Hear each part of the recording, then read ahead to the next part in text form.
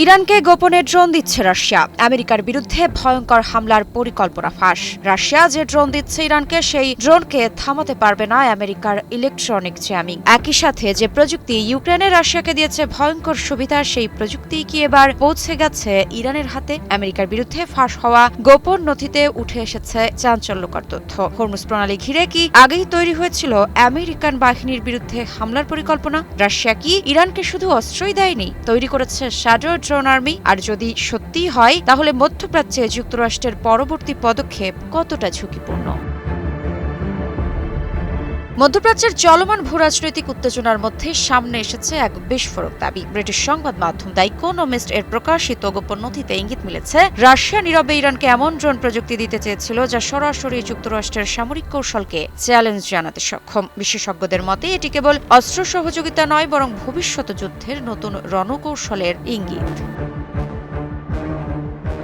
এখন প্রশ্ন, কেন ভয় পাচ্ছে আমেরিকা? কারণ ফাঁস হওয়া নথিতে সবচেয়ে বেশি গুরুত্ব পেয়েছে ফাইবার অপটিক ড্রোন। সাধারণ ড্রোন যেখানে রেডিও সিগন্যালের উপর নির্ভরশীল, সেখানে এই ড্রোন পরিচালিত হয় সরাসরি ফাইবার অপটিক লাইনের মাধ্যমে, অর্থাৎ জ্যামিং প্রযুক্তি প্রায় অকার্যকর। ইউক্রেন যুদ্ধে রাশিয়া ইতোমধ্যে এই প্রযুক্তির কার্যকারিতা দেখিয়েছে। এখন যদি একই প্রযুক্তি ইরানের হাতে যায়, তাহলে পারস্য উপসাগর কিংবা হরমুজ প্রণালীতে মার্কিন নৌবাহিনীর জন্য তা বড় হুমকি হয়ে উঠতে পারে। বিশ্লেষকরা বলছেন, আমেরিকার সবচেয়ে বড় শক্তি ছিল প্রযুক্তিগত আধিপত্য, কিন্তু এই ড্রোন প্রযুক্তি সেই আধিপত্যের ভিত কাঁপিয়ে দিতে পারে। এই অবস্থায় প্রশ্ন আসতে পারে, হরমুজে কি তৈরি হচ্ছিল ড্রোন অ্যাম্বুশ? নথির ডায়াগ্রামগুলোতে দেখানো হয়েছে কিভাবে 15 থেকে 30 কিলোমিটার দূর থেকে একযোগে 5-6টি ড্রোন হামলা চালিয়ে মার্কিন ল্যান্ডিং ক্রাফট ধ্বংস করা সম্ভব।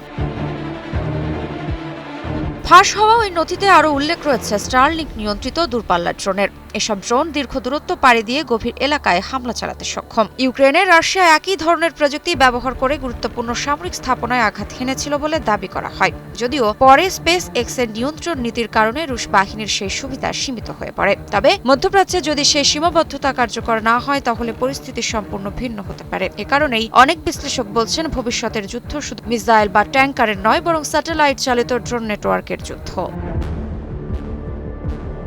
সবচেয়ে রহস্যময় অংশ ছিল প্রশিক্ষণ কর্মসূচি। নথি অনুযায়ী রাশিয়ার বিশ্ববিদ্যালয়গুলোতে অধ্যয়নরত হাজারো ইরানি শিক্ষার্থীর মধ্যে থেকে সম্ভাব্য ড্রোন অপারেটর বাছাইয়ের পরিকল্পনা ছিল। এমনকি তাজিক ও সিরিয়ার আলাউই সম্প্রদায়ের সদস্যদেরও অন্তর্ভুক্ত করার কথা বলা হয়। এটি ইঙ্গিত দেয়, মস্কো শুধু প্রযুক্তি সরবরাহ নয়, দীর্ঘমেয়াদী ড্রোন নেটওয়ার্ক গড়ে তুলতেও আগ্রহী ছিল।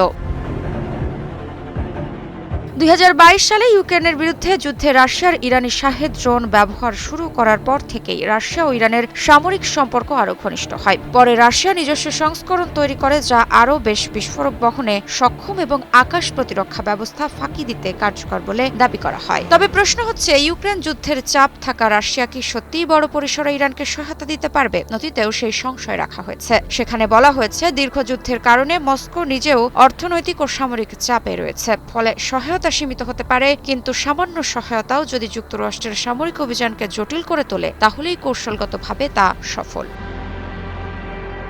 আমি ভরসা রাখি হিরন স্মার্ট ওয়াটার পিউরিফায়ারে। তবে এই ফাঁস হওয়া নথি পুরোপুরি যাচাই হয়নি। তবুও আন্তর্জাতিক নিরাপত্তা বিশ্লেষকদের মতে এই তথ্যগুলো বর্তমান ভূরাজনৈতিক বাস্তবতার সঙ্গে মিল খুঁজে পাওয়া যায়। সবচেয়ে বড় প্রশ্ন এখন একটাই, মধ্যপ্রাচ্যে কি শুরু হতে যাচ্ছে এমন এক যুদ্ধ যেখানে ট্যাঙ্ক বা যুদ্ধবিমান নয়, বরং ছোট ছোট ড্রোনই নির্ধারণ করবে সুপার পাওয়ারদের ভাগ্য? মৃত্তিকা সিনহা বিশ্বাস, নিউজ 24।